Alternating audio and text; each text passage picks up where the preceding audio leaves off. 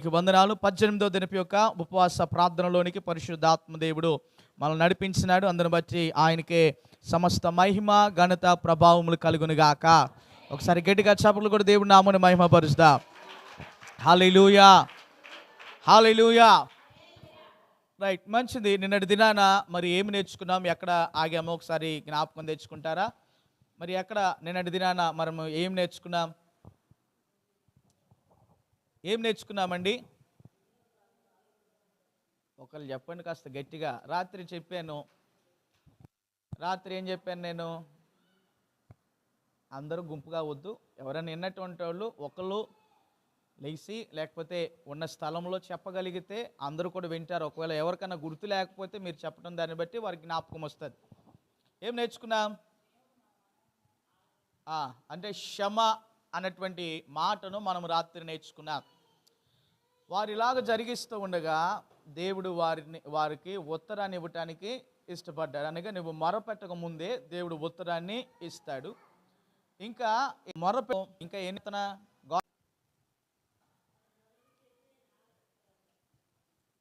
ఎవరన్నా ఇంకొకళ్ళు ఎవరన్నా మీరు చెప్తే నేను వాక్యంలోనికి ముందుకు వెళ్తాను. కొనసాగింపుగా ఈరోజు రాత్రి మరికొన్ని విషయాలు నేర్చుకోవడానికి ఇష్టపడుతున్నాను. నేను కొన్ని విషయాలు చెప్పాలని ఆశపడుతూ ఉన్నాను. నేను చాలా వాక్యాన్ని సిద్ధపడేటువంటి క్రమంలో నేను చాలా తీవ్రమైనటువంటి ఆలోచన చేశాను. ఆ ఆలోచనకి నిజంగా నేను చాలా నేరసిల్లిపోయాను. దేవుడు ఎలా మనకి ప్రత్యుత్తరాన్ని ఇస్తాడా, ఎటువంటి పరిస్థితిలో ప్రత్యుత్తరం ఇస్తారని నన్ను నేను పరీక్షించుకుంటూ సిద్ధపడుతున్నటువంటి క్రమాల్లో దేవుడు నాతో చాలా విషయాలు మాట్లాడాడు. అయితే చెప్పండి, మీరు చెప్పిన తర్వాత నేను వాక్యంలోనికి ముందుకు వెళ్తాను. దీన మనసు కలిగినటువంటి వారముగా దేవుని సన్నిధానంలో మనము ప్రార్థన చేస్తూ ఉన్నప్పుడు మన శత్రువులోని కూడా ఏం చేస్తాడంటండి? చెప్పాలా? యెహోవా మన ప్రార్థన ఆయన ఆలకిస్తాడు అని మనం చూసాం. ఇంకెవరికన్నా జ్ఞాపకం ఉందా? ఇంకా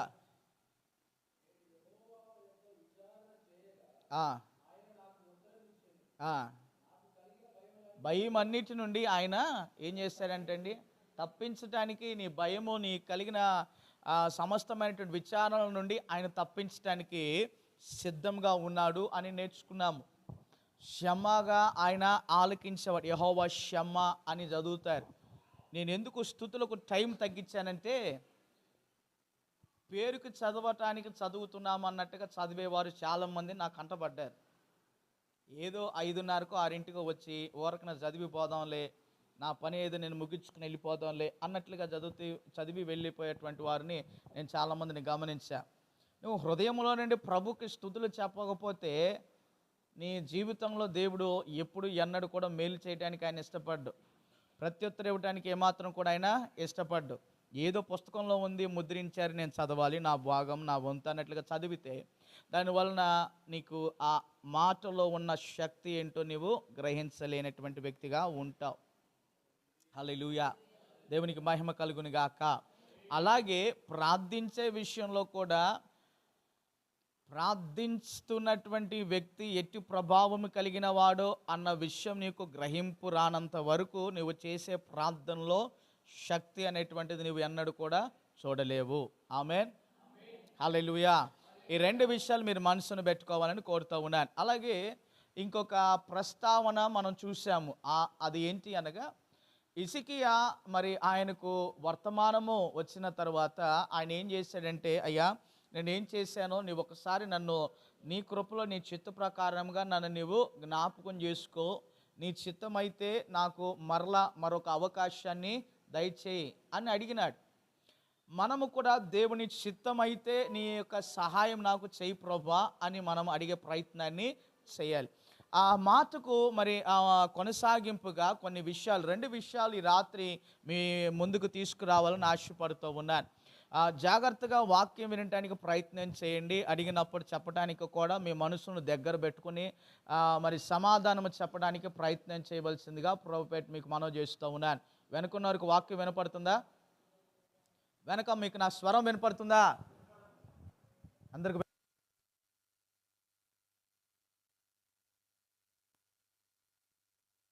ఏమన్నా అర్థమైందా? రైట్. గమనిస్తే ప్రత్యుత్తరము దేవుడు మనకిచ్చేటువంటి క్రమంలో 2 విధాలుగా దేవుడు మనకి ఉత్తరాన్ని ఇవ్వటానికి ఆయన ఇష్టపడుతున్నాడు. ఎన్ని రీతిలుగా అంటే 2 విధాలుగా. చూద్దాం, ఒక వాక్య భాగాన్ని మీకు జ్ఞాపకం చేస్తాను, మీకు పరిచయం చేస్తాను, లేకపోతే వాక్యంలో మనం చదువుకుందాం. ద్వితీయోపదేశ కాండం 4వ అధ్యాయము 7వ వాక్యాన్ని చదువుకుందాం. ద్వితీయోపదేశ కాండము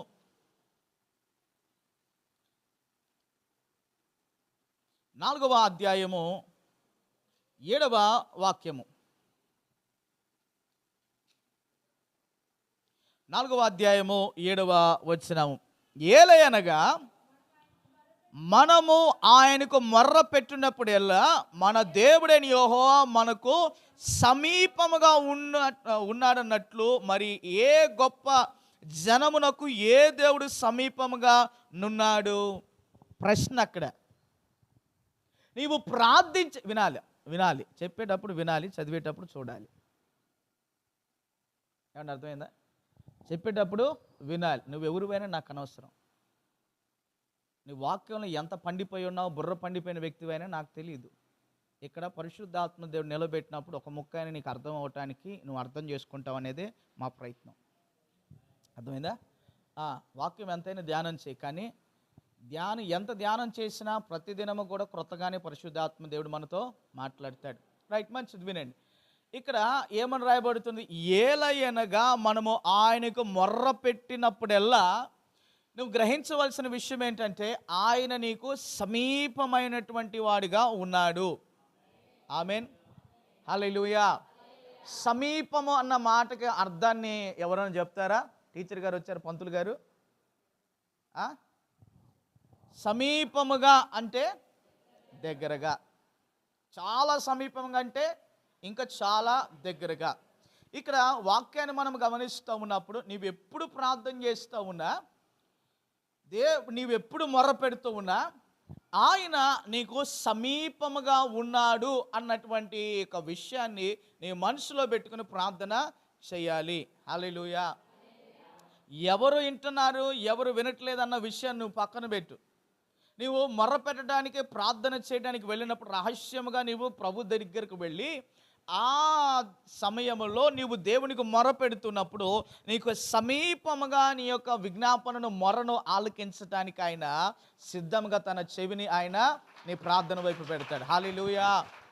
ఇంకొక మాట రాత్రి మనం జ్ఞాపకం చేసుకున్నాం. ఏంటి అంటే, ఈ స్థలమందు చేయబడు ప్రార్థన యందు నా యొక్క కనుదృష్టి నిలిచి ఉంటుంది. ఆ కనుదృష్టితో పాటుగా ఆయన చెవులు కూడా ఆ ప్రార్థనను ఆలకిస్తూ ఉంటాయి అని మనము చూసాము. అంటే ఈ స్థలము అనగా దేవుని మందిరములో నీవు ప్రార్థిస్తున్నప్పుడు సమీపముగా ఉన్నటువంటి నా ప్రభు కనులు నీ మీద ఉంటాయి. సమీపముగా ఉన్నటువంటి నా ప్రభు యొక్క చెవులు నీ యొక్క మొరను అవి ఆలకిస్తూ ఉంటాయి. హల్లెలూయా. దేవునికి మహిమ కలుగును గాక. ఎవరు వినినా వినకపోయినా, ఎవరు నీ యొక్క గోడును అంగీకరించకపోయినా, అరే నాన్న లైట్లు ఆపండి. ఎవరు విన్నా వినకపోయినా ఇటు పెట్టండి, వాళ్ళ పని వాళ్ళు చేస్తారు, మీ పని మీరు చేయండి. ఎవరు విన్నా వినకపోయినా, ఎవరు నీ యొక్క గోడును అంగీకరించకపోయినా, సమీపస్తుడైన నా దేవుడు నీ యొక్క మొరను ఆయన ఆలకిస్తాడు. హల్లెలూయా. ఈ యొక్క వచనాన్ని మనం చూస్తూ ఉన్నప్పుడు ప్రశ్నగా ఈ మాట చెప్పబడుతూ ఉండగా, ప్రశ్న, ఒక నిశ్చయమైనటువంటి మనస్సు నీకు కలిగి ఉండాలి. అదేంటో తెలుసా? నేను మొర్ర పెడితే నా ప్రభు సన్నిధిలో ఆయన నాకు సమీపముగా వచ్చి నా మొరను ఆయన ఆలకిస్తాడు. హల్లెలూయా. ఏం చేస్తాడండి? ఏం ఆలకిస్తాడు? ప్రార్థనను లేదా నీ మొరను, నీ యొక్క మరి హృదయ ఘోషను ఆయన ఆలకించడానికి ఎలాగొస్తాడంటండి? సమీపంగా ఆయన ఉంటాడు. దేవునికి స్తోత్రం కలుగును గాక. హల్లెలూయా. సమీపస్తుడైనటువంటి నా దేవుడు నీకు దగ్గరగా వచ్చినప్పుడు ఖచ్చితంగా నీవు ప్రార్థిస్తున్నవి కానీ, నువ్వు విజ్ఞాపన చేస్తున్నది కానీ, మొర్ర పెడుతున్నటువంటి దాన్ని ఖచ్చితంగా ఆయన ఏం చేస్తాడు? చెవి యొగ్గి ఆలకిస్తాడు. ఇప్పుడు నీకు ఈ వాక్యమును బట్టి ఒక నిశ్చయత, ఒక ధైర్యాన్ని దేవుడు ఇచ్చాడు. నేను తలస్తూ ఉన్నాను. ఆమేన్, హల్లెలూయా. అంటే నీ ప్రార్థన అనేది ఎప్పుడు వ్యర్థముగా ఉండదు, ఉండకూడదు, ఉండబోదు అన్న మనస్సులో నీవు ఉండాలి. ఆమేన్, హల్లెలూయా. ఎందుకో తెలుసా, ఎల్లప్పుడూ ఎప్పుడు నీవు ప్రభు సన్నిధిలో ప్రార్థించుటకు ఇష్టపడుతున్నా ఆ దినములో లేకపోతే ఆ గడియలో నా కుమార్తె ఏమి మొర్ర పెడుతుందో, నా కుమార్తెకున్న అవసరతలు ఏంటో నేను వినాలి అని దేవుడు ఏం చేస్తాడంటే నీకు సమీపంగా ఆయన వస్తాడు. హల్లెలూయా, హల్లెలూయా. గట్టిగా చెప్దాం, హల్లెలూయా. ఇంకా అక్కడ మనం చూస్తున్నప్పుడు మరి ఏ గొప్ప జనమునకు ఏ దేవుడు సమీపముగా ఉన్నాడు అని ప్రశ్న. గొప్ప జనానికి మరి ఏ దేవుడు వారికి సమీపంగా ఉన్నాడు? నేను క్రీస్తు బిడ్డని అని చెప్పుకునే నీవు, లేదా నేను క్రైస్తవుని అని చెప్పుకునే నీవు, నీకు ఉండవలసిన నిశ్చయత ఏంటి అంటే, నా దేవుడు నా హృదయ భారాన్ని తీర్చగలిగిన వాడు అని నా నిశ్చయత నీలో మొదట నువ్వు కలిగి ఉండాలి. ఆమేన్, హల్లెలూయా.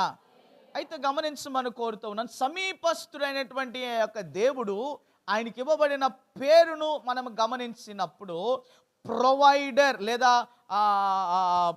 ప్రొవిజన్ అని మనం చూస్తాం. ప్రొవిడెన్స్ అని, ప్రొవిడెన్స్ అంటే ఆ దైవ అనుగ్రహము లేదా దేవుని యొక్క కటాక్షమును నీవు అనుభవించే వ్యక్తిగా ఉంటావు.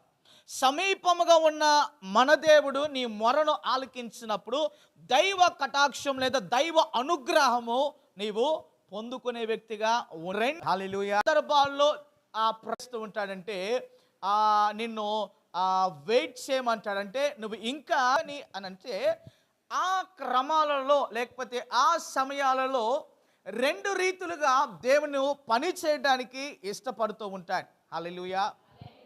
ఏం చేస్తూ ఉంటాడంటే రెండు రీతిలుగా దేవుని యొక్క సమాధానము పని చేయటము మనము చూడగలుగుతాము. ఇప్పుడు ఒక వాక్యాన్ని మీకు జ్ఞాపకం చేస్తాను. అదే రెండు విధాలైనటువంటి 2 ways గాడ్ ఆన్సర్స్ ప్రేయర్స్.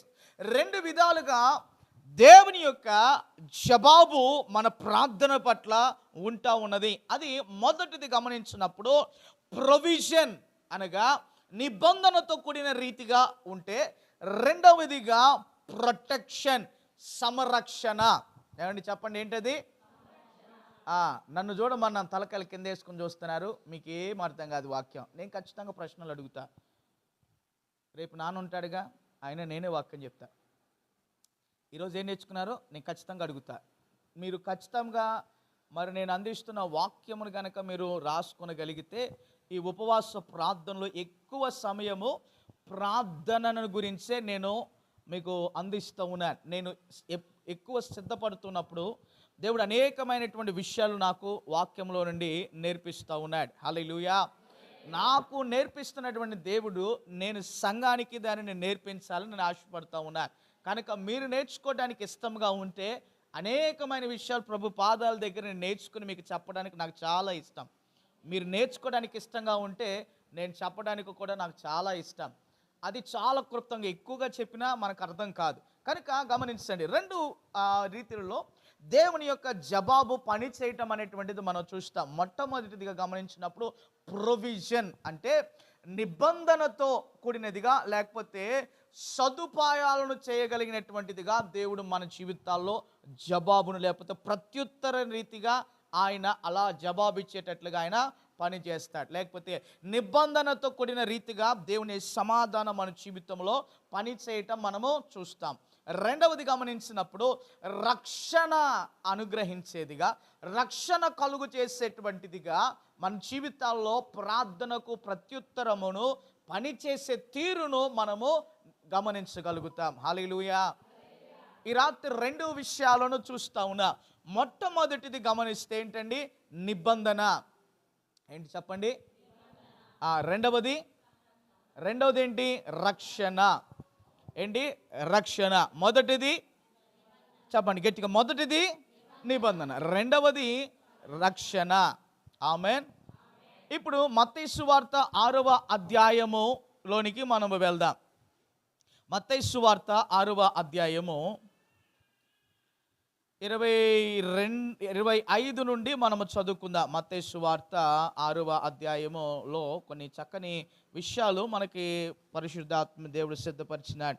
6వ అధ్యాయము 25 నుండి చదువుకుందాం. ఇందువలన నేను మీతో చెప్పున్నదేమనగా, ఏమి తిందుము ఏమి త్రాగుదుమని మీ ప్రాణమును గూర్చి అయినా, ఏమి ధరించుకునేదమో అని మీ దేహమును గూర్చి అయినా చింతపడుకుడి. ఆహారము కంటే ప్రాణమును, వస్త్రము కంటే దేహమును గొప్పవి కావా.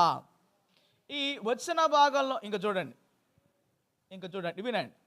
ఈ వచన భాగంలో మనకి ఏమి నేర్పిస్తున్నది? రేపు నేనేం తినాలి, రేపు నేనేం ధరించాలి, రేపు నేనేమి కలిగి ఉండాలి అని ఎప్పుడు నీవు చింతపడే పరిస్థితిలోనికి ఉంటున్నావేమో, రేపు ఏమి జరిగిద్దో, రేపు ఏమై ఉంటుందో నా జీవితంలో అని నీవు ఎల్లప్పుడూ రేపటి గురించి ఆలోచన చేసే వ్యక్తిగా ఉంటావేమో. దానికన్నా ఇక్కడ వాక్యాన్ని గమనిస్తూ ఉన్నప్పుడు ఏమని రాయబడుతూ ఉన్నది? అందువలన నేను మీతో చెప్పున్నదేమనగా, ఏమి తిందుమో ఏమి త్రాగుదమో అని మీ ప్రాణమును గూర్చిను. రేపు నేనేం తినాలి నాన్న, వినండిరా, రేపు నేనేమి తినాలి, రేపు బిర్యానీ తినాలా, లేకపోతే నేను రేపు 5 స్టార్ హోటల్కి వెళ్ళాలా, లేకపోతే నేను రేపు ఎక్కడికి వెళ్ళాలి, ఏం తినాలి, లేకపోతే నేను ఏం తాగాలి అని దీని మీద మనసు ఎక్కువగా కలిగి ఉంటాం.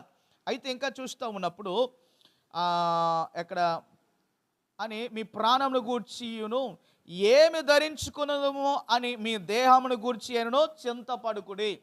రేపు మరి నేనేం వేసుకోవాలి, ఏమి ధరించుకోవాలి, ఏమి త్రాగాలి అంటే నీ యొక్క స్వబుద్ధిని ఆధారముగా రేపును గురించినటువంటి యొక్క ప్రణాళికలు ఎప్పుడు నీవు కలిగి ఉండవద్దు.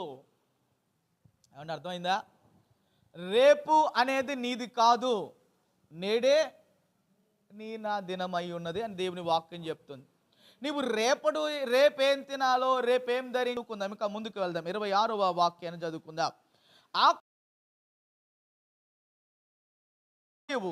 కొట్లలో వాటిని పోషించుచున్నాడు. ఈ వచనమును అని చెప్పమంటారా లేదా? చాలామంది కింద కూర్చుని కుస్తీ పడుతున్నారు, పైన ఫ్యాన్ లేదని. ఆ ఫ్యాన్ అట్టుందిగా నాకు గాలి ఇట్టే రాట్లా. ఏమండి, మీకేం పాస్టర్ గారు, పైన ఫ్యాన్ ఉంది, పక్కన లైట్ ఉంది, మాకేం లైట్ లేదు, పురుగులు కొడుతున్నాయి, దోమలు కొడుతున్నాయి అంటున్నారు. ఏం పర్లేదు, ఒకరోజు దోమలు కుడితే ఏమైంది? ఏం నష్టమేమి లేదు. యేసు రక్తమే జయం. హల్లెలూయా. ఇక్కడ గమనిస్తున్నప్పుడు దేవుని యొక్క వాక్యంలో మనం చూస్తే, అయ్యా మనుషులుగా చేయబడిన నీవు చాలా శ్రేష్టమైనటువంటి వాడివి.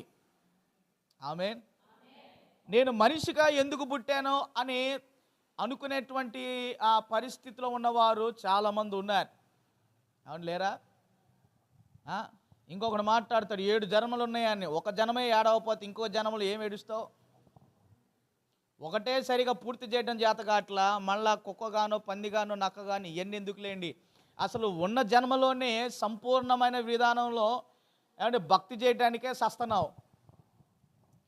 ఇంకా నువ్వు తెలుసుకోవాల్సిన విషయం ఏంటో తెలుసా? పక్షి కన్నా నీవు ఎంతో దేవుని దృష్టిలో శ్రేష్టమైనటువంటి వాడివి. హల్లెలూయా. శ్రేష్టమైన వ్యక్తి మొరపెట్టడానికి ఇష్టపడినప్పుడు ఆ గొప్ప దేవుడు సమీపముగా వస్తాడన్న సత్యం నీకు తెలుసా? ఆ సత్యం నీకు తెలిస్తే సమీపంగా దేవుడు నీ యొద్దకు వస్తున్నాడు అన్నటువంటి విషయం నువ్వు మనసున పెడితే ఎప్పుడు కూడా ప్రార్థించకుండా ఉండటానికి ఇష్టపడవు. హల్లెలూయా. సమయం దొరికినప్పుడల్లా ఏం చేస్తావు? నేను నా దేవునితో నేను మాట్లాడాలి. సమయం దొరికినప్పుడల్లా నా యొక్క గొప్ప దేవునితో నేను మాట్లాడాలి. ఆయన ఆ సమయానికి ఆయన వస్తాడు కనుక ఆయన కంటే ముందుగా నేను ఆ మందిరంలోనికి వెళ్ళి నేను ఆయనతో మాట్లాడటానికి నేను ఇష్టపడాలన్న మనసు నీకు రావాలా? హల్లెలూయా.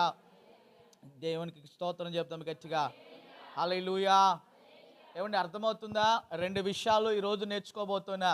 దానిలో మొట్టమొదటిది గమనిస్తూ ఉన్నప్పుడు ఆకాశ పక్షులను దేవుడు ఎందుకు ఉదాహరణగా పెట్టాడు తెలుసా? మనిషికి బుద్ధి లేకుండా ప్రవర్తిస్తూ ఉంటాడు, మనిషికి ఆలోచన లేకుండా ఆయన మాట్లాడుతూ ఉంటాడు, మనిషికి జ్ఞానము హీనముగా మాట్లాడే సందర్భాలు లేకపోతే ప్రవర్తించే సందర్భాలు ఎన్నో ఉంటాయి. ఎందుకో తెలుసా? రేపు నేను ఏం చేయాలి రేపే అనే ఆలోచనలో ఉంటాడు. కానీ ఈరోజు దేవుడు నాకు శ్రేష్టమైనటువంటి యొక్క అనుభవాలను ఇచ్చాడు.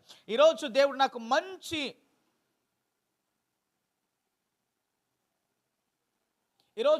నాకు మంచిగా నా యొక్క దినచర్యను పూర్తి చేయడానికి దేవుడు నాకు సహాయం చేశాడు. ఈరోజు ఉదయం మొదలుకొని రాత్రి వరకు కూడా దేవుని కాపుదల నాకు తోడుగా ఉంచాడు. ఈ యొక్క ఉదయకాలము నుండి మరలా నేను పడుకునేటువంటి యొక్క సమయం వరకు కూడా ఆయన రక్షణ నాకు తోడుగా ఉంచాడు అని చెప్పగలిగినటువంటి వారు ఉండగలిగినట్లయితే నిజంగా వారు ఎంతో ధన్యులైన ప్రజలు. హల్లెలూయా, హల్లెలూయా.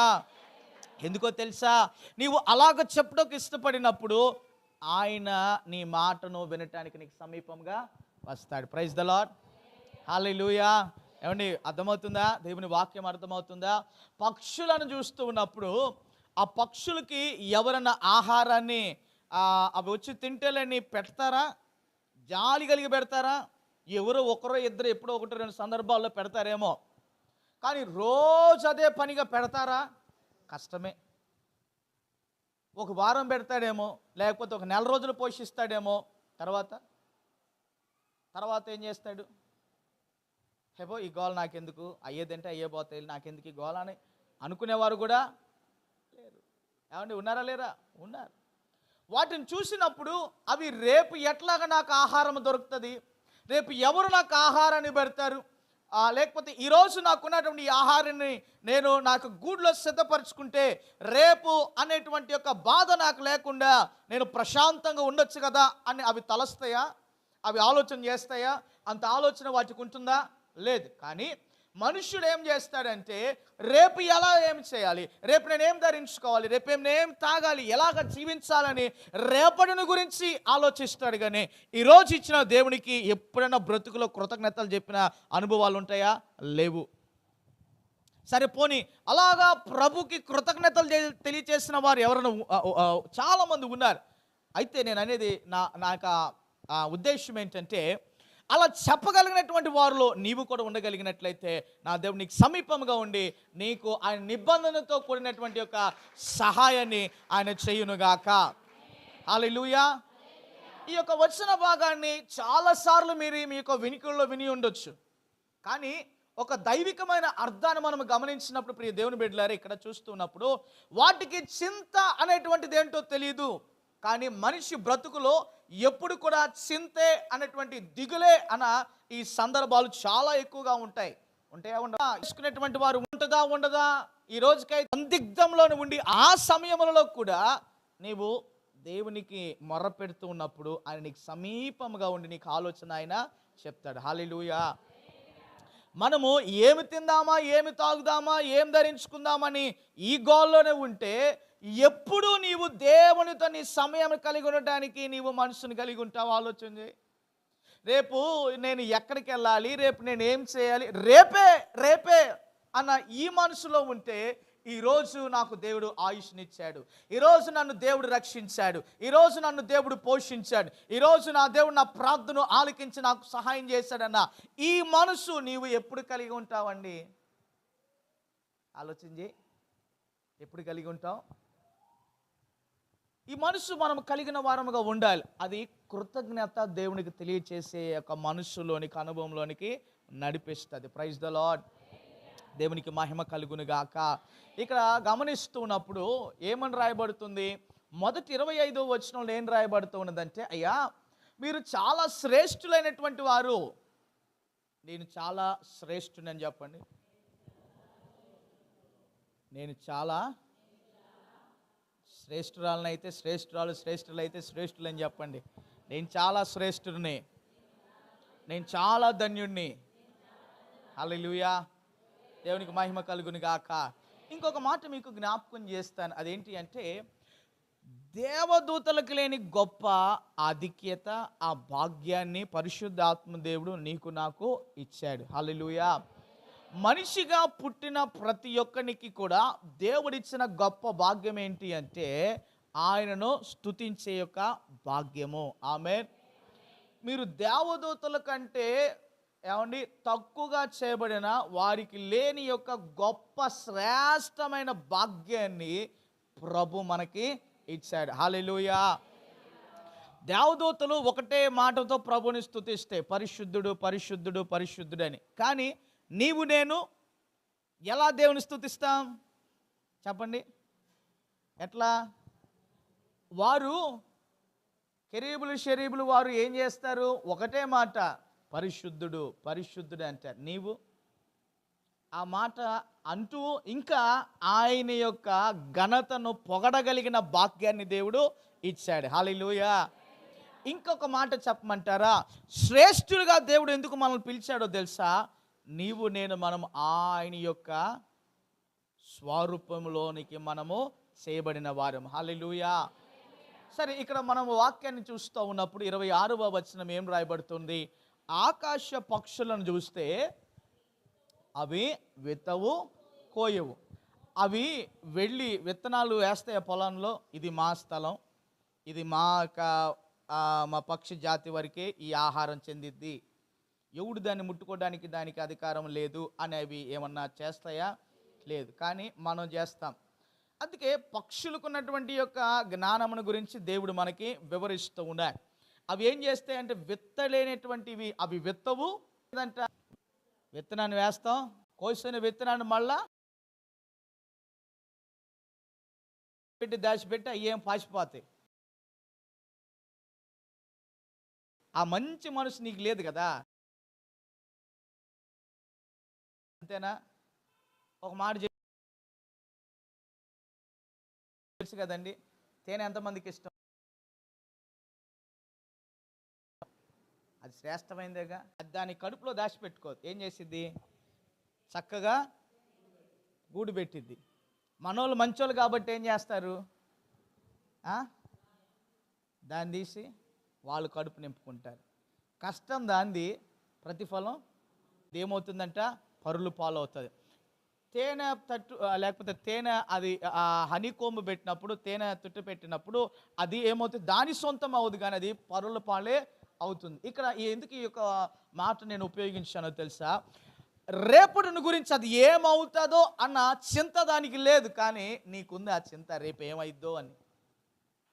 రేపు ఏం జరిగిద్దో, నేను ఉంటానో ఓడతానో, ఒకవేళ నేను ఊడిపోతే, ఒకవేళ నేను గుడ్డు పెడితే ఇదంతా ఎవడికి కావాలి అని ఈ యొక్క నెమ్మది లేని పరిస్థితుల్లోనే మనుషుడు రోజు రోజు బ్రతుకుతున్నాడు. కానీ దేవుని బిడ్డలముగా నీకు ఇవ్వబడిన మనకివ్వబడిన ఒక గొప్ప ఆదరణ ఏంటో తెలుసా ప్రియ దేవుని బిడ్డలారా? ఎవరు సమీపముగా వచ్చినా రాకపోయినా నీ ఉన్న స్థితిలో దేవునికి మొర్ర పెడితే ఆయన సమీపముగా ఉండి ఆయన ఆలకిస్తాడు. హల్లెలూయా. దేవునికి మహిమ కలుగును గాక. అంటే ఈ యొక్క వాక్యంలో మనం చూస్తున్నప్పుడు నిబంధనగా దేవుడు మనకి సహాయాన్ని ఆయన చేస్తాడు. రెండవదిగా గమనించినప్పుడు రక్షణ ఎలాగ కలుగు చేయాలో అట్టి రీతిగా దేవుడు మన జీవితాల్లో రక్షణ అనేటువంటి ఒక కార్యాన్ని ఆయన చేస్తాడు. హల్లెలూయా. ఇంకా ముందుకు ఆ వాక్య భాగాన్ని చదువుకుందాము. ఆకాశ పక్షులను చూడు, అవి విత్తవు కోయవు, కొట్లలో కూర్చుకొనవు, అయినను మీ పరలోకపు తండ్రి వాటిని పోషించుచున్నాడు. మీరు వాటికంటే బహు శ్రేష్ఠులు కారా? మీలో ఎవడైనానో చింతించుట వలన తన ఎత్తు మొరడు ఎక్కువ చేసుకుని, నువ్వు బాధపడతావు అంటే నువ్వు ఏమైనా ఎత్తు పెరుగుతా? చెప్పండి. నీ హృదయంలో బాధ పెట్టుకుని ఉంటే లావు అవుతావా, ఎత్తు అవుతావా? చెప్పండి. మనోవిచారము మనిషికున్న పెద్ద జబ్బు అది, అనంతేనా? చెప్పండి. మనోవిచారము ఏం చేస్తుంది? మనిషిని కృంగదీసిద్ది. బలిష్ఠులుగా పందిలాగా బలిసిలాగా చేసిద్దా? చెప్పండి. చేసిద్దా? చేయదు. ఎందుకు? ఆ మనోచింత మనోవేదనతో వాడు ఏం చేస్తాడు? సగం కుమిలి సస్తాడు అక్కడే. మరి దేవుని బిడ్డలారా గమనించండి, దేవుడు మనకి సెలవిస్తున్నటువంటి విషయం ఏంటంటే, నీవు చింత కలిగిన వ్యక్తిగా ఉంటున్నావా? ఆ చింత కలిగిన స్థితిలో, ఆ పరిస్థితిలో నీకు సమీపముగా ఉన్న వ్యక్తి దగ్గర మొర్ర పెట్టగలిగితే ఆయన నీకు ఉత్తరం ఇవ్వటానికి సిద్ధంగా ఉన్నాడు. హల్లెలూయా, హల్లెలూయా.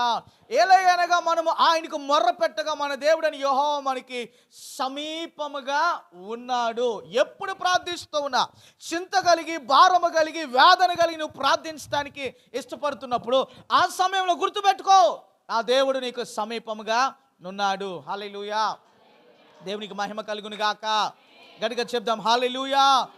ఇంకా ఏమని రాయబడుతూ ఉన్నదండి అక్కడ, నువ్వు ఒకవేళ ఆ భారము కలిగి, చింత కలిగి ఉంటే ఏమవుతుందంట, నువ్వు ఎక్కువ కాలేవు, తక్కువ కాలేవు. కాకపోతే జరిగేది ఏంటంటే గుడ్డు పెడతా మాత్రం ఖచ్చితంగా జరిగిద్ది నీ బాధను బట్టి. అందుకే దేవుడు ఏమన్నాడు తెలుసా, నీ చింత యావత్తును నా మీద, అంటే నా మీద కాదండి, దేవుడి మీద. నా భారాన్ని చెప్పండి, నా భారాన్ని, నా సమస్యను, నా హృదయంలో కలిగినటువంటి వేదనను ఈ రాత్రి నేను ప్రభు మీద మోపటానికి నాకు ఆయన సహాయం చేయనుగాక. హల్లెలూయా. ఆగండి ఆగండి, ఎందుకు చేపలు కొట్టారు? ఎందుకు కొట్టారు?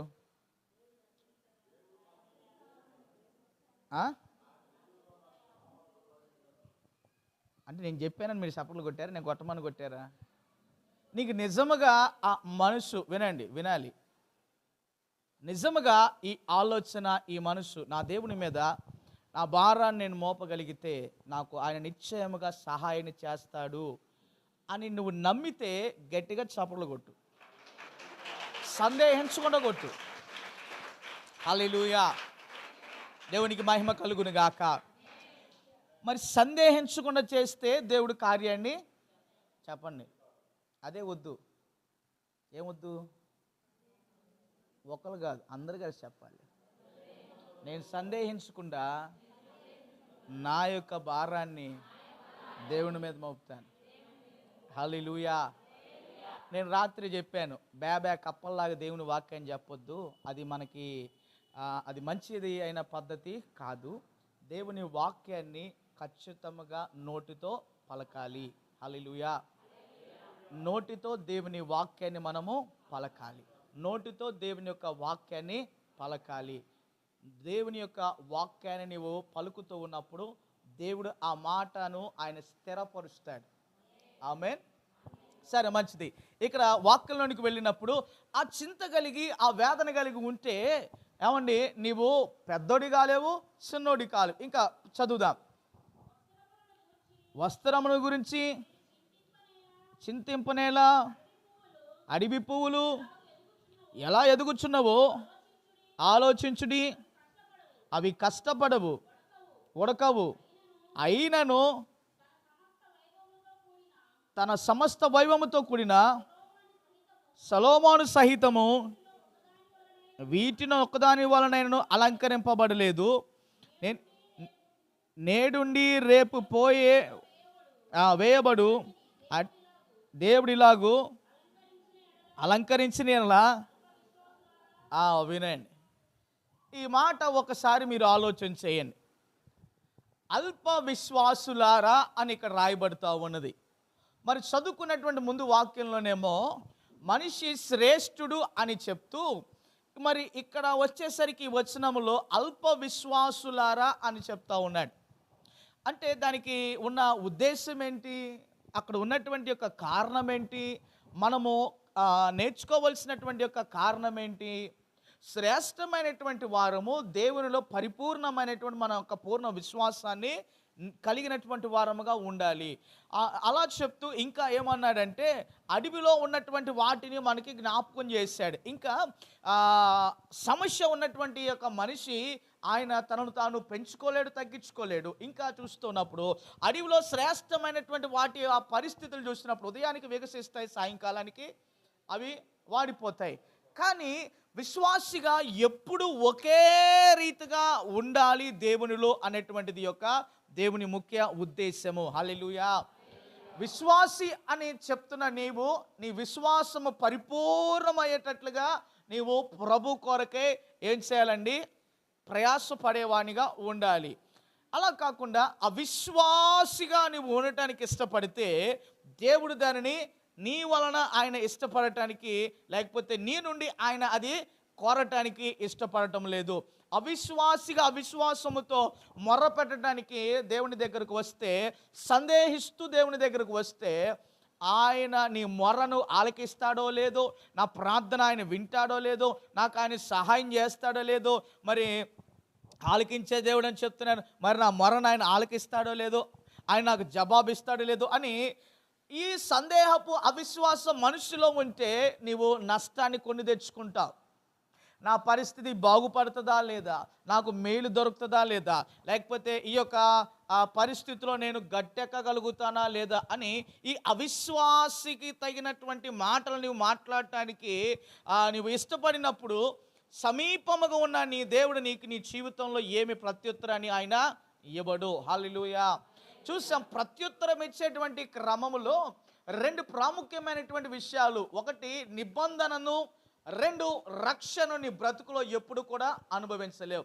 ఎందుకు ఈ మాట నేను అంటున్నానంటే, అవిశ్వాసిగా నువ్వు బ్రతుకుటకు ఇష్టపడితే నీ జీవితంలో దేవుని కార్యాలను పరిపూర్ణముగా నీవు అనుభవించే వ్యక్తిగా నీవు ఉండవు. చదువుదాం ఇంకా కొనసాగింపు మాటను. అల్ప విశ్వాసులారా, మీకు మరి నిశ్చయముగా వస్త్రములు ధరింప చేయును కదా, కాబట్టి ఏమి తిందుమో ఏమి త్రాగుదమో ఏమి ధరించుకున్నదో అని చింతపడుకుడి, చింతింపకుడి. అన్యజనులు వీటన్నిటి విషయమై విచారింతురు.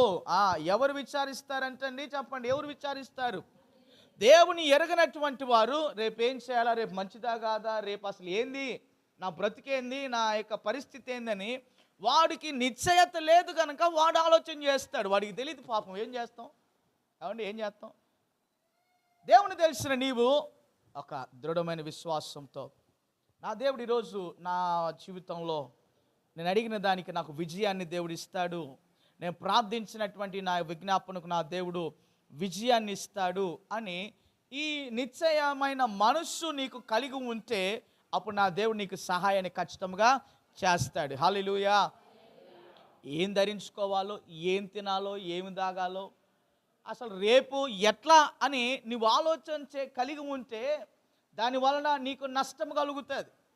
ఆ చింతను లేకపోతే ఆ యొక్క ఆలోచనను దేవుని దగ్గర పెట్టి, ప్రభువా నా పరిస్థితి ఇలాగుంది, నాకు నీవు జవాబును ఇవ్వు నాయనా, నాకు సహాయం చేస్తావని నేను నమ్ముతా ఉన్నాను, నువ్వు సహాయం చేసే దేవుడవు, నా పరిస్థితులు ఇలాగనే ఉంటా ఉన్నాయి, చాలా మరి భయంకరమైనటువంటి పరిస్థితి నేను ఎదుర్కొంటా ఉన్నాను, సవాలు నా జీవితంలో ఎన్నో ఉన్నాయి, మరి పరిష్కరింపలేనటువంటి యొక్క సమస్యలు గుండా నేను ప్రయాణం చేస్తూ ఉన్నాను, నా జ్ఞానము చేత ఈ సమస్యలు నేను పరిష్కరించలేకపోతుంటున్నాను కనుక నాకు నువ్వు సహాయం చేయి అని అడిగితే సమీపముగా ఉన్న మన దేవుడు సహాయం చేయడంటారండి? చెప్పండి, సహాయాన్ని చేస్తాడు. చెప్పండి, దేవుడు నాకు సహాయం చేస్తాడు. హల్లెలూయా. నా సమస్యలకు, చెప్పండి, నా సమస్యలకు నా దేవుడు నాకు సహాయాన్ని చేస్తాడు, నాకు సహాయాన్ని చేస్తాడు నా దేవుడు. హల్లెలూయా. ఈ నిశ్చయమైన మనసు ఎవరిలో ఉంటుందో తెలుసా? ఎందరైతే ఆయనను అంగీకరిస్తారో వారందరి జీవితాల్లో దేవుడి కార్యాలను చేస్తాడు. హల్లెలూయా. అన్యజనులైనటువంటి వారికి చింత ఉంటుందంట. నువ్వు అన్యజనుడివా, దేవుని నమ్మినటువంటి వాడివా అనేటువంటి ప్రశ్న నీదే. అవండి, అందుకే ఇందాక వాక్యం చదువుకున్నాం, ఏమని ఆలకిస్తాను. అలాగే జవాబిచ్చే విధానంలో, ప్రత్యుత్తరము దేవుడు ఇచ్చేటువంటి క్రమంలో రెండు రీతిలుగా దేవుడు నీకు జవాబిస్తాడన్నటువంటి విషయం నీకు తెలుసు. అది ఎలాగనగా, మొదటిది ఏంటి? మొదటిది చెప్పండి. మొదటిది ఇందాకే కదండి. మొదటిది ఏంటి? మొదటిది నిబంధనగా దేవుడు నీకు జవాబుని ఇస్తాడు. రెండవది ధైర్యమును లేకపోతే రక్షణను కలుగు చేసేటట్లుగా ఆయన యొక్క సమాధానం నీ జీవితంలో నీవు చూస్తావు. అంటే ఏమి తినాలా, ఏమి ధరించుకోవాలా అనేటువంటి విషయము ఎలాగా దేవుడు నీకు ఇస్తాడు? నీ చింత యావత్తు నా మీద ఏమన్నాడు? ఫిలిప్పీలకు రాసిన పత్రికలో దేని గురించి చింతపడొద్దని దేవుని యొక్క వాక్యంలో మనకి రాయబడుతుంది. అంటే ఒక జవాబు దేవుడు నీకు ముందుగా ఇచ్చాడు, ఒక సమాధానాన్ని దేవుడు నీకు వాగ్దాన రీతిగా నిబంధనగా దేవుడు ఇచ్చాడా లేదా? అని చెప్పండి. వాక్యంలో నుండి దేవుడు ఏం చెప్పాడు? నాయనా, అరే నువ్వు చింతించొద్దు. ఎందుకో తెలుసా? నీవు చింత కలిగిన సమయంలో నీ చింతను నా మీద మోపు, నీ భారాన్ని నా మీద మోపినప్పుడు సమీపముగా నీ యొద్దకు వచ్చి ఆ భార హృదయం కలిగిన విధానంలో నీవు నాతో మాట్లాడుతున్నప్పుడు నేను ఆలకిస్తాను. వాగ్దాన రీతిగా, నిబంధన రీతిగా నేను నీకు జవాబును ఇస్తానన్నాడు. హల్లెలూయా.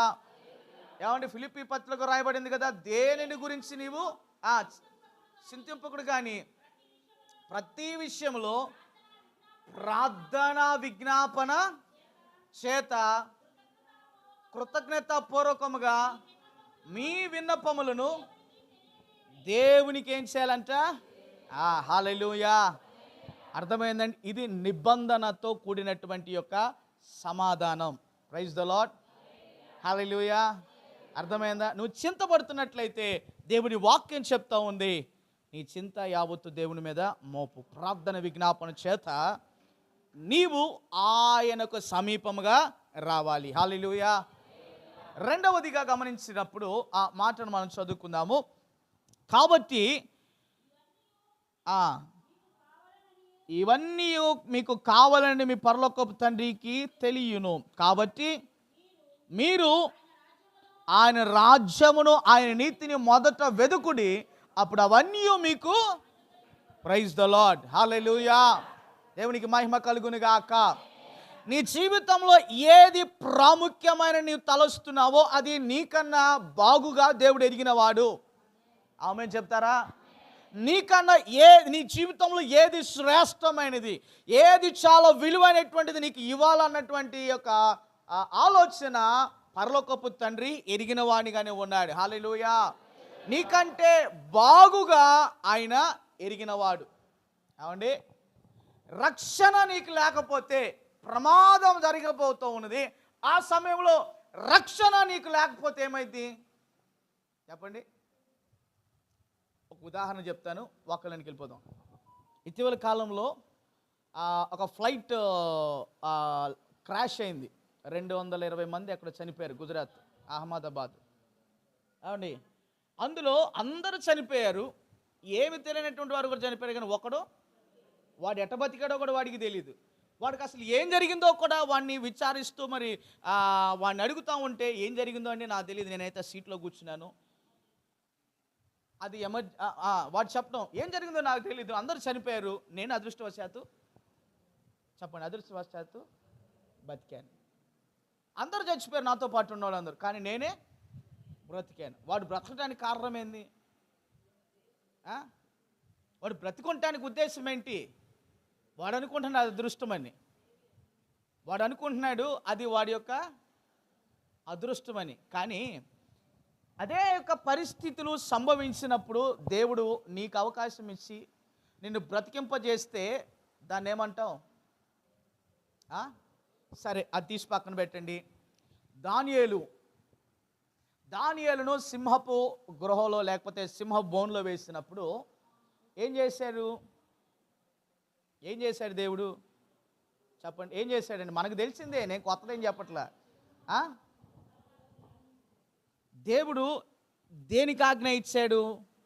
సింహానికి దేవుడు ఆజ్ఞ ఇచ్చాడు.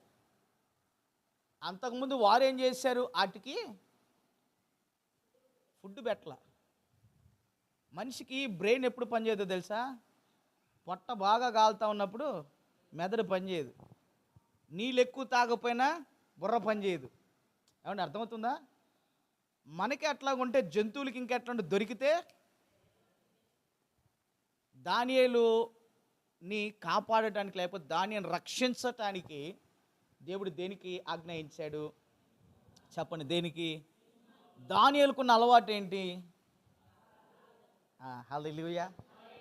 అంటే ఇప్పుడు నీ అలవాటు, ఇప్పుడు మనం ఏం చేస్తున్నాం? అలవాటుగా మనం ఏం చేస్తున్నాము? అలవాటుగాని కాదండోయ్, క్రమము అంటే అర్థమైందా?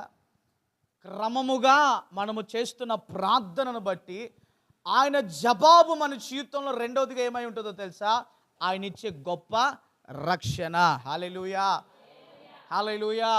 ఆ రక్షణలో నీవు భద్రపరచబడేవానిగా ఉంటావు. హల్లెలూయా. దేవునికి మహిమ కలుగును గాక. అంటే ఇంకా గమనించినప్పుడు నేను ముగింపులోనికి వెళ్తా ఉన్నాను. ఈ గమనించినట్లయితే రక్షణ అంటే ఆ సమయంలో నీ ప్రార్థన విజ్ఞాపనకి దేవుడు, మనం మొదటిగా చూసాము కదా, కొన్నిసార్లు దేవుడు నీ ప్రార్థన విజ్ఞాపనను ఆమోదిస్తాడు, నీ ప్రార్థనని. కొన్నిసార్లు ఆమోదించడు, అంటే జవాబు ఇస్తాడు కొన్నిసార్లు దేవుడు ఏమి జవాబు ఇవ్వడు. కొన్ని సందర్భాల్లో నిన్నేం చేస్తాడు దేవుడు, వేచి ఉండేలాగా చేస్తాడు. అయితే కాదు, జవాబు ఇవ్వని ఆ రాని పరిస్థితుల్లో, ఆ ప్రతికూల సందర్భములో దేవుని యొక్క దైవ దర్శనమును నీవు పొందుకునేలాగా దేవుడు చేస్తాడు. హల్లెలూయా. అదే దానియేలు జీవితంలో దేవుడు చేసిన కార్యం. Praise the Lord. ఏం చేశాడు దానియేలు జీవితంలో? ఆయన క్యాజువల్గానే రోజులాగే మీలాగా ఆయన ప్రార్థన చేసేవాడు అనుకుందాం. మీకన్నా బాగా చేసేవాళ్ళు ఆయన గురించి మనం చూస్తే రోజుకి 3 సార్లు ప్రార్థన చేసేవాడని దేవుని వాక్యం చెప్తా ఉంది. అలా చేస్తూ ఉన్నప్పుడు, మరి దేవుని సన్నిధానంలో ఎదుగుతూ ఉన్నప్పుడు, ఆత్మీయతలు ఎదుగుతున్నప్పుడు, ఆత్మీయత లేనటువంటి వాడికి కలిగే మొట్టమొదటి విధానం ఏంటో తెలుసా? నువ్వంటే వాడికి అసూయ కలిగిద్ది. నువ్వు భక్తిగా దేవుని సన్నిధానంలో ప్రార్థన చేస్తావంటే శత్రువుకి బాధ కలిగేది ఎక్కడో తెలుసా? దేవుడిని హెచ్చిస్తూ ఉంటే శత్రువుకి ఏం కలుగుతుంది? వాడికి బాధ కలుగుతుంది, అసూయ కలుగుతుంది. మరి ఆ మనస్సులో శత్రువులు అయినటువంటి సాతానుడు ఏం చేశాడు? కొందరిని ప్రేరేపించి దానియేలు ఎట్టయినా లేకుండా చేయాలని ఆలోచన చేసినప్పుడు దేవుడు ఏం చేశాడు? ఏదో వాళ్ళ ప్రయత్నాన్ని వారు చేశారు. వాళ్ళు ప్రయత్నం చేసినప్పుడు చివరికి తేలిన ఫలితం ఏమనగా దేవుడు దానియేలును రక్షించాడు. హల్లెలూయా. ఆయన దేవునికి చేసిన మొరను బట్టి దానియేలుకు దేవుడు ప్రత్యుత్తరముగా ఆయనను రక్షించాడు. హల్లెలూయా. 6వ అధ్యాయము దానియేలు గ్రంథంలో మనం చూస్తాము. 9వ వచనం నుండి అనుకుంటా, అవసరం లేదు చూడండి. అంటే ఎందుకని? దేవుని జవాబు కొన్నిసార్లు నిబంధనతో కూడినదిగా ఉంటుంది, కొన్నిసార్లు రక్షణతో కూడినటువంటిదిగా నీ జీవితంలో ఆయన కార్యాన్ని చేస్తాడు. హల్లెలూయా. అంటే ఇప్పుడు మనం ఎలాగ ప్రార్థన చేయాలి? ఏ రీతిగా ప్రార్థన చేయాలి? చెప్పండి ఏ రీతిగా? అయ్యా, నాకు ఒక వాగ్దానాన్ని ఇచ్చావు. అవండి, పక్షులు అవి దేని గురించి చింతించకుండా ఉంటున్నాయంటే అవి గొప్పయా, మనం గొప్పవారమా? మనం గొప్పవారం అని తెలిసినప్పుడు మనకన్నా గొప్ప వ్యక్తి ఇంకొక ఆయన ఉన్నాడు అన్న విషయం నీకు తెలుసా? చెప్పండి, తెలుసా తెలీదా? మరి తెలిసినప్పుడు ఆ గొప్ప వ్యక్తికి మన యొక్క విజ్ఞాపన లేకపోతే మనకు కలిగిన సమస్య చెప్తే ఆయన తీర్చగలుగుతాడా లేదంటారా? చెప్పండి, తీరుస్తారా లేదా? చెప్పండి, తీరుస్తాడా లేదా? తీరుస్తాడు అన్న విషయం నీకు తెలిసినప్పుడు ఏం చేయాలి? మనము ఖచ్చితంగా ఆయనతో మన విజ్ఞాపన తెలియచేయాలి. ఆయన ఇచ్చే ప్రత్యుత్తరం ఎలాగుంటుంది అంటే, ఆయన తను తాను దైవ దర్శనముగా నీకు కనపడటం కానీ, దైవ విధానంలో నీకు జవాబిచ్చే క్రమంలో ఏం చేస్తాడంటే నిబంధనని ఇస్తాడు, వాగ్దానాన్ని ఇస్తాడు, రెండవదిగా రక్షణ నీకు ఇస్తాడు. హల్లెలూయా. మనం ఎలాగ ప్రార్థన చేయాలి ఇప్పుడు అంటే, వాగ్దాన విషయమే ప్రార్థన చేయాలి, రక్షణ విషయమే మనం దేవునికి మొర్ర పెట్టాలి. హల్లెలూయా. రాత్రి ఆలకించువాడని మనం చూసాం, ప్రత్యుత్తరం ఇస్తాడని మనం చూసాం. అంటే ఆలకించే దేవునికి, ప్రత్యుత్తరం ఇచ్చే దేవునికి మనం ఎలాగ ప్రార్థించాలంటే నిబంధనలతో కూడినట్లుగా, నిబంధన చేస్తున్నట్లుగా, ఆ నిబంధన ఆయన ఉత్తర రీతిగా నీ జీవితంలో పొందుకునే వరకు నువ్వు ప్రార్థన చేయాలి. హల్లెలూయా. పర్వతంలో తొలగిన మెట్టలు తత్తరిలిన, పూర్తి చేయండి, నా కృప నిన్ను విడిపోదు, నా నిబంధన. హల్లెలూయా. అందుకే చెప్పాను నేను, వాక్యాన్ని నోటితో మనము పలకాలి. వాక్యాన్ని మనం పలికినప్పుడు ఆ మాట మనకి జ్ఞాపకం ఉండిద్ది. నిన్న ఏం తిన్నామంటే ఏలు పెడితే అన్ని దాకా తిన్నామని చెప్తారు, కానీ నిన్న ఏం విన్నామయ్యా వాక్యం అంటే అది కొంచెం కష్టంగానే అనిపించింది చెప్పడానికి.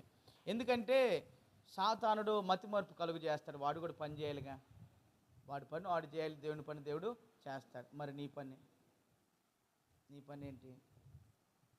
నీ పని ప్రార్థన చేయటం, విజ్ఞాపన చేయటం, అనేకుల కొరకు ఏం చేయటం? దేవుని సువార్త చెప్పటం, క్షేమాభివృద్ధి కొరకు ప్రార్థన చేయటం. అది నా పని. నీ పని ఏంది? ఏ నా ముఖం చూస్తారేంది, నా ముఖం చూస్తారేంది, నా ముఖం చూస్తారేంది, నా ముఖం మీద ఏమైనా ఉన్నాయా? ఏం చేయాలి మనము? రక్షణలోనికి వచ్చినప్పుడు దేవుని ప్రత్యుత్తరం ఇచ్చే క్రమంలో రక్షణ అన్న ఈ యొక్క మాట విషయంలో అనేకుల కొరకు ఆయన జవాబుగా ఇచ్చే రక్షణ కొరకే మనం ప్రార్థన చేయాలి. ఒక మాట చెప్పి నేను ముగిస్తాను. దేవుడు మనకిచ్చిన ఈ యొక్క వాక్య భాగంలో రక్షణ విషయంలో ఎవరి కొరకు ప్రార్థన చేయమని చెప్తూ ఉన్నాడు అంటే, మొదటిది రాజుల కొరకు ప్రార్థన చేయాలి. 2 చెప్పండి, అధికారుల కొరకు ప్రార్థన చేయాలి. ఇంకా నాయకులైన వారి కొరకు మనం ప్రార్థన చేయాలి. 4వదిగా మనుషులందరి కొరకు మనం ప్రార్థన చేయాలి. 5వదిగా సకల పరిశుద్ధుల కొరకు మనం ప్రార్థన చేయాలి. హల్లెలూయా. ఏమన్నా అర్థమైందా? ఎవరి కొరకు చేయాలి? మొదటిదిగా పరిపాలించే వారి కొరకు చేయాలి, అధికారులైన వారి కొరకు చేయాలి, ఇంకా నాయకుల కొరకు మనము చేయాలి, ఇంకా మనుషుల కొరకు మనము చేయాలి. ఆ మనుషులు అన్న మాట వచ్చినప్పుడు చాలా శ్రేష్టమైన విధానము ఆలోచన చేస్తే, ఆ మనుషులని చెప్పబడిన ఈ మాటలో నీ కుటుంబము కూడా నీవు కలిపి పలుకుతున్నావని గుర్తుపెట్టుకో. ఆమేన్, హల్లెలూయా. మనుషులందరి కొరకంటే దేవుడు మనకిచ్చేది ఎవరినండి? బిడ్డల మనుషులేగా. లోకంలో దేవుని బిడ్డలుగా, దేవుని రక్తంలో కడగబడినటువంటి వారం, పరిశుద్ధులైనటువంటి వారి కొరకు కూడా మనం ప్రార్థన చేయాలి. మనుషులందరి కొరకు కంటే నీ కుటుంబం కొరకు, ఇంకా ఇతరుల కుటుంబం కొరకు, ఏమన్నా నీకు తెలిసిన వారి కొరకు, తెలియని వాళ్ళ కొరకు, పుట్టే వాళ్ళ కొరకు, పుట్టబోయే వాళ్ళ కొరకు, ఏమన్నా అందరి కొరకు నీవు ప్రార్థన చేయాలి అనేది దేవుని యొక్క ఆలోచన. హల్లెలూయా. అందుకే నిబంధనగా జవాబుగా దేవుడు మనకి హెచ్చరిక ఇచ్చారు. శ్రేష్ఠులైన నీవు చింతించొద్దు, బాధపడవద్దు, కానీ నీవు నీ చింతన నా మీద వేసి నాకు విజ్ఞాపన మొర్ర పెట్టగలిగినప్పుడు సమీపముగా నేను నీ దగ్గరకు వచ్చి నీ యొక్క విజ్ఞాపన నేను ఆలకిస్తాను. అయితే అది నీకు నిశ్చయతను ఇచ్చేటువంటి మాట, ఇతరులకు ఆ నిశ్చయత లేదు. నిశ్చయత కలిగిన నీవు నిశ్చయముగా దేవుడు నీతో మాట్లాడుతాడన్నటువంటి నిబ్బరము కలిగినటువంటి మనసు కలిగి ప్రభు సన్నిధానంలో పట్టుదల కలిగి ప్రార్థించుటకు ప్రభు మనకు సహాయం చేయునుగాక. ఆమేన్, హల్లెలూయా. గమనించుతూ ఉన్నట్లయితే ఒక మాట చెప్పి నేను ముగిస్తాను. In every granted prayer request, ప్రతి ప్రార్థన విజ్ఞాపన అది జరిగించబడుతుంది, ఆమోదించబడుతుంది అనేటువంటి ఆ క్రమంలో కొన్నిటిని దేవుడు ఏం చేస్తాడు? అలా కాదు అన్నట్లుగా చేస్తూ ఉంటాడు. దానికి జవాబు లేదు అన్నట్లుగా నీకు అనిపిస్తూ ఉంటుంది. దేవుడు నేను చాలా కాలంగా ప్రార్థిస్తున్నాను కానీ నాకు జవాబు రాలేదండి అని చెప్పేవారు ఉన్నారా లేదా? చెప్పండి. ఒకవేళ నువ్వు అలా ఉన్నావేమో, అయితే దానికి సమాధానం చెప్పమంటారా? ఆ జవాబును దేవుడు ఎలాగిస్తాడు అంటే, దైవ దర్శనముగా తనంతటికి తానుగా ఆ పరిస్థితుల్లో, ఆ సమయంలో ఆయన ఏమై ఉన్నాడు నీకు ప్రత్యక్షపరుచుకుంటాడు. హల్లెలూయా. నువ్వేం చేయాలి? కంగారు పడాల్సిన అవసరంలా. ఆ పరిస్థితికి దేవుని జీవితంలో ఏమై ఉంటున్నాడో అదేంటో నీకు పరిచయాన్ని చేస్తాడు. హల్లెలూయా. అట్టి రీతిగా దేవుడు మనకి సహాయాన్ని చేయునుగాక. హల్లెలూయా. ఒక మాట ఏంటి అంటే, పక్షులు ఏమండి, అవి పోషించబడే క్రమంలో ఆఖరి పక్షి వచ్చి ఆహారం తినేంత వరకు దేవుడు సమృద్ధిని అక్కడ వాటి కొరకే ఉంచుతాడు. అంటే నువ్వు ఆఖరి క్షణం వరకు ప్రార్థిస్తూ ఉండటానికి, నువ్వు ఆయనతో మాట్లాడటానికి ఇష్టపడుతున్నప్పుడు ఆ క్రమం వరకు కూడా ఆయన చెవి యొగ్గి నీ మొరను ఆయన ఆలకిస్తాడు. హల్లెలూయా. ఆఖరి క్షణము వరకు కూడా ఆయనకి సమీపముగా ఉండి నీ మొరను ఆయన వినటానికి ఇష్టపడుతున్నాడు. హల్లెలూయా. ఇంకా నా ఈ పరిస్థితి చేదాటిపోతుంది అన్న ఆలోచనలో వచ్చే ఆ సందర్భంలో వరకు కూడా దేవునికి సమీపంగానే నీ మొరను ఆయన వింటాడు. హల్లెలూయా. హల్లెలూయా. దేవునికి మహిమ కలుగును గాక. 2 విషయాలు ఈ రాత్రి నేర్చుకున్నాం. నిన్నటి దినాన క్షమ అనేటువంటి మాట అంటే ఆలకించు దేవుడు. ఈ రాత్రి ప్రత్యుత్తరములు ఇచ్చేటువంటి యొక్క క్రమంలో దైవికముగా తను ప్రత్యక్షపరుచుకునేటువంటి క్రమంలో దేవుని యొక్క నిబంధనను మనకి ఇస్తాడు. రెండవది, రక్షణను దేవుడు మనకి దయచేస్తాడు. హల్లెలూయా. ఈ 2 మాటలతో ప్రభు ఈ రాత్రి మనల్ని బలపరచునుగాక. ఈ 2 చాలా ప్రాముఖ్యమైనటువంటివి. కనుక ప్రియ దేవుని బిడ్డలారా, నీ జీవితంలో నువ్వు గుర్తుపెట్టుకోవాలా, నీకు ఎవరు లేరని నువ్వు అనుకోబాక. దేవుని వాక్య నిబంధనగా నీకు తోడై ఉన్నది. హల్లెలూయా. ఏమండి, ఈ వాక్యం ఎల్లప్పుడూ నీకు తోడుగా ఉన్నటువంటిది వాక్యము. హల్లెలూయా. ఈ వాక్యము చదివినటువంటి వారి జీవితాల్లో ఆయన ఘనమైనటువంటి రక్షణ నిరంతరమును దేవుడు వారికి అనుగ్రహిస్తూనే ఉన్నాడు. ఆమేన్. హల్లెలూయా. నాకు ఎవరు ఏమి చేయలేదు, నాకు ఎవరు నా మాట వినట్లేదని నువ్వు అనుకుంటున్నావేమో. మనుషుడు ఎవడు నీకు సమయాన్ని ఇవ్వడు, కానీ నా దేవుడు నీకు సమయాన్ని ఇస్తాడు. హల్లెలూయా. చెప్దాం హల్లెలూయా. ఈ రాత్రి నా దేవుడు మనకు ఆ సమయాన్ని ఇచ్చాడు. ఆమేన్ చెప్దామా. నా దేవుడు ఈ రాత్రి ఆ సమయాన్ని ఇచ్చాడు. కనుక మన సమయాన్ని ప్రభు సన్నిధానంలో ప్రార్థించటానికి, మొర్ర పెట్టడానికి, నీ జీవితం పట్ల నిబంధనగా జవాబు ఏమై ఉంటా ఉన్నదో అది నువ్వు తెలుసుకోవాలి. రక్షణగా ఆయన జవాబు ఏమై ఉంటుందో అది నువ్వు తెలుసుకున్నది గాక. ప్రభు కృప మనకు తోడైన నడిపించును గాక. అలాగే తలలు వంచుదాము. మోకరించగలిగిన వారు మోకరించండి. ప్రార్థన చేసుకుందాం. ఈ రాత్రి ప్రభు నిత్యముగా మనతో మాట్లాడినాడు. ప్రార్థిస్తాం. మా ప్రియ పరలోకపు తండ్రి యేసే, నీకు ఉన్నతమైనటువంటి నామం బట్టి నేను స్తుతిస్తూ ఉన్నా. ఈ రాత్రి నిశ్చయముగా నైనా అయ్యా మాతో నీవు మాట్లాడినందుకు వందనాలు తెలియజేస్తున్నాము నా తండ్రి. అయ్యా నాయన సౌమ్య కొరకై ప్రార్థన చేస్తున్నాం, స్వామి కొరకై ప్రార్థిస్తున్నాం ప్రభువా. నాయన అనుకున్నటువంటి అనారోగ్యమును బట్టి ప్రార్థిస్తూ ఉన్నాను అయ్యా. ప్రతి బలహీనత యేసు నామములో గద్దిస్తూ ఉన్నాం. నజరేయుడైన యేసే ఉన్నత నామములో గద్దిస్తున్నాము ప్రభువా. మీరు సహాయం చేసే దేవుడు ప్రభువా. మీరు సహాయం అనుగ్రహించండి మీ కృపలో ప్రభువా. వారికి జ్ఞాపకం చేసుకున్నాడు. వారికి కలిగిన ప్రతి బలహీనతను యేసు నామం, నజరేయుడైన యేసే నామములో గద్దిస్తూ ఉన్నాము ప్రభువా. యేసు నామములో వారికి కలిగిన ప్రతి అనారోగ్యమును గద్దిస్తూ ఉన్నా. సహాయం అనుగ్రహించండి. ఈ రాత్రి మేము నాయన ప్రార్థించడానికి, ఈ రాత్రి ప్రభు నీ సన్నిధానం విజ్ఞాపన చేయడానికి నాయన మా ఎల్లరి మీద ప్రార్థన భారం మీరు విడుదల చేయమని ప్రార్థిస్తున్నా. నీ కృపలో జ్ఞాపకం చేసుకోండి. వాగ్దాన రీతిగా నాయన రక్షణ రీతిగా నీ యొక్క ప్రత్యుత్తరం మాకు ఈ రాత్రి దయచేయమని ప్రార్థిస్తూ స్తుతిస్తూ ఈ యొక్క విత్తబడిన వాక్యం మా హృదయాల్లో ఫలభరితంగా నాటమని ప్రార్థిస్తూ స్తుతిస్తూ యేసే ఉన్నత నామంలో ప్రార్థిస్తూ స్తుతిస్తూ పొందుకుంటున్నాము తండ్రి. ఆమేన్, ఆమేన్, ఆమేన్. దేవుడు మిమ్మల్ని దీవించి ఆశీర్వదించి ఆయన కృపలో బహుగా మిమ్మల్ని ఫలించుటకు ఆయన సహాయం చేయునుగాక. ఆమేన్. God bless you.